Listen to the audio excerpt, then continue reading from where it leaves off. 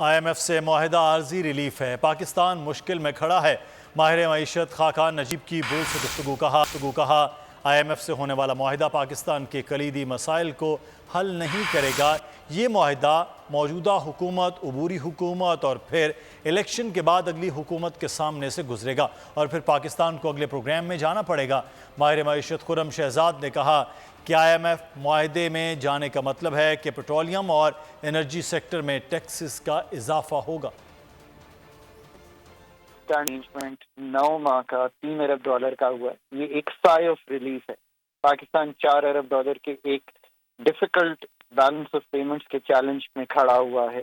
پاکستان کی ساری جو ایکسٹرنل سپورٹ ہے وہ اس وقت رکی ہوئی ہے۔ یاد رکھیے کہ ہم اس جگہ پر بھی نہ کھڑے ہوتے اگر چائنا نے پاکستان کو بیک سٹاپ نہ کیا ہوتا اور ری پروفائلنگ آف ڈیٹ اور ری فائنینسنگ آف ڈیٹ نہ کی ہوتی۔ پاکستان کے لیے اگلے 9 ماہ کے لیے یہ ایک ہے، اس کو اس طرح سمجھنا چاہیے کہ یہ پاکستان کے کلیدی مسائل کو حل نہیں کرے گا، پر پاکستان کو ایک سپیس دے رہا ہے، پاکستان کو ایک ٹائم دے رہا ہے۔ یہ ایک اچھی ڈیولپمنٹ ہے۔ کافی جو ہے تقدر کے بعد IMF جو ہے نئے معاہدے میں جو ہے وہ آن بورڈ آیا ہے۔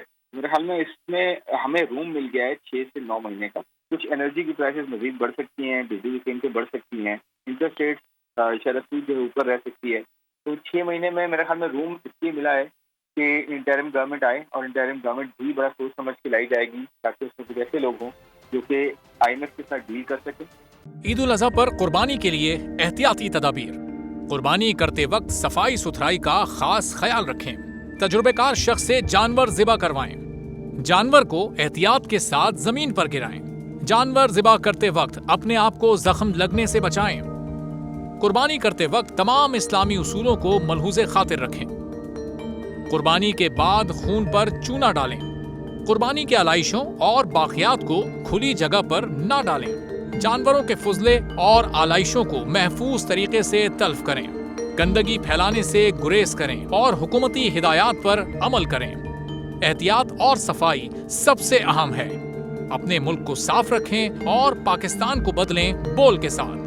بول کی صفائی مہم کا حصہ بننے کے لیے ابھی اس نمبر پر رابطہ کریں 0337 0310 377 تاکہ بول آپ کی شکایات متعلقہ اداروں تک پہنچا سکے۔